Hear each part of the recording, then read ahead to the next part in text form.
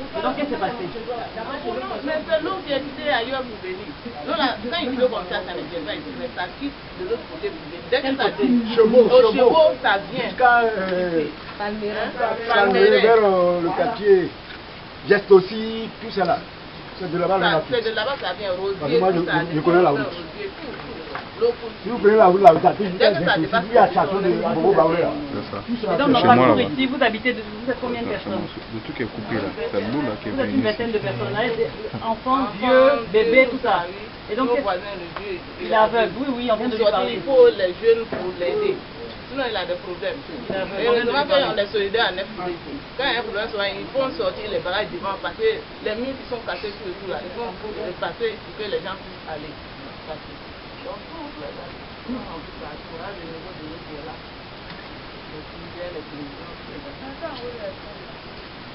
vous êtes monté sur l'école. Il y en a qui sont fait couper.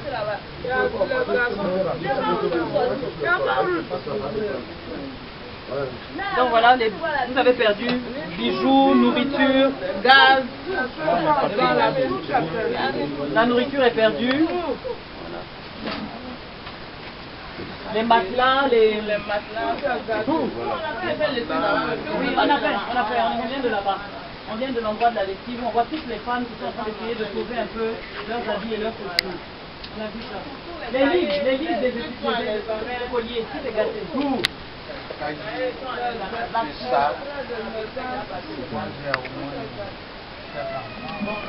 Au niveau de l'eau. On va essayer.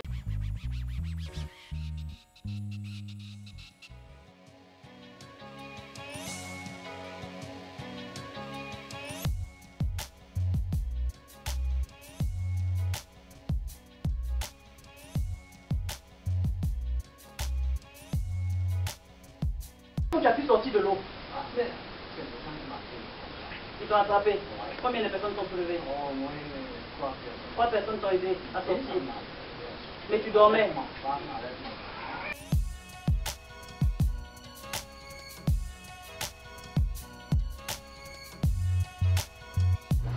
Ça rentre en dessous de la route et ça repasse comme ça pour aller directement en passant par la réconciliation pour aller tomber directement dans la lagune.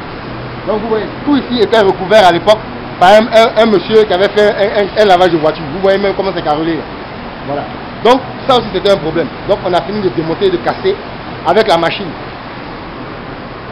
Le tunnel qui est là, logiquement, il ne devait avoir aucune construction dessus. À l'époque, dans les années 85, c'était ouvert au-dessus. Et ça continue dans Alabra. Réconciliation. Alabra réconciliation, bon, il y a des maisons aussi qui ont prolongé leur cours. Donc ça crée des problèmes. Or, il faut que l'eau, même si le canal est plein, il faut que l'eau puisse trouver la route qui est au-dessus pour pouvoir partir. Vous voyez. Donc aujourd'hui, il y a des clôtures, il y a des trucs qui bloquent. Ça fait que l'eau est obligée à chaque fois de revenir sur la voie.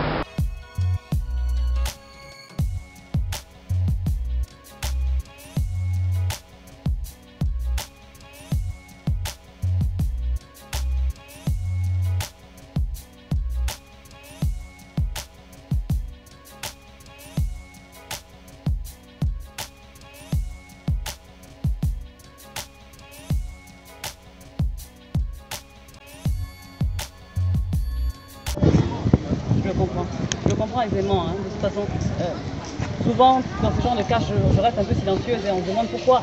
Mais comme je n'ai pas de réelle solution, j'ai été devant le préfet hier, je vais recommencer aujourd'hui. On va voir ce qu'on peut faire au niveau de la mairie. Mon colistier est adjoint au maire, donc je vais l'appeler aussi et voir avec lui.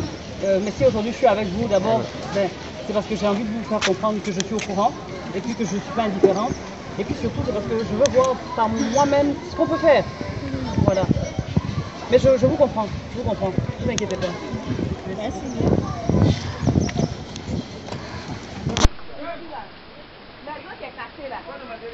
Ah bon. Oui, appelez-le.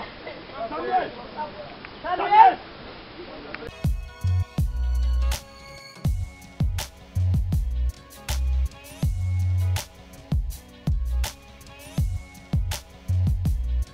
Inondé. On a besoin de bonnes maisons. Depuis toute la journée, les enfants n'ont pas mangé. Alors donc on est fatigué de ça. Tous les jours, c'est toujours les mêmes choses qui répètent. On est fatigué. Mais je crains quand même, et vous avec moi, très attristé de voir que la prochaine fois qu'on reviendra ici, ce sera peut-être pour justement consoler des familles éplorées. Donc il est temps de faire des choses. Donc, quand vous voyez le flux et la vitesse à laquelle l'eau arrive, il n'y a rien à faire. Il n'y a rien à faire, il y a de l'eau qui doit certainement venir d'Abobo. On avait travaillé avec une préfet d'Abidjan, Sam et à l'époque. On a fait le tour de toutes les canalisations. Je vous assure qu'il y a pas mal de constructions en béton qui font ombrage au passage de l'eau. Alors, l'eau cherche sa voie.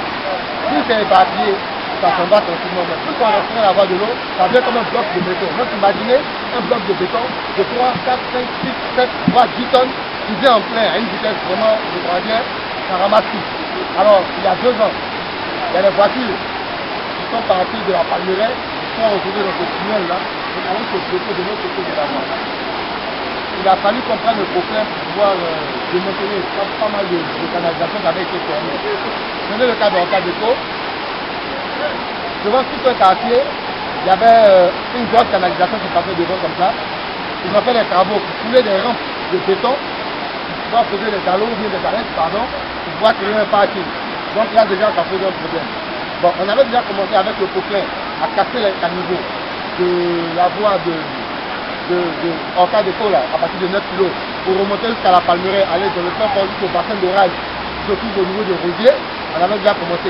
Alors la pluie, le deuxième jour, il y a eu le même début de pluie, mais au lieu d'avoir le niveau de l'eau là, on avait déjà le niveau de l'eau là. On devait poursuivre, je ne sais pas ce qui n'a pas marché, c'est resté comme ça. Il y a des maisons, vous parlez d'Alabra, quand vous avez le tunnel de Césario, le tunnel que Césario a construit, normalement au-dessus du tunnel de Césario, il ne doit y avoir aucune construction. On dirait de telle sorte que même si le caniveau était rempli, était plein, et puis le reste d'eau peut survoler, enfin, surmonter le dos de la galerie. Oui. Donc, les gens ont prolongé leur jardin, avec des profils. Ce qui fait que le plan initial même, le plan initial du quartier, on ne peut même plus en parler.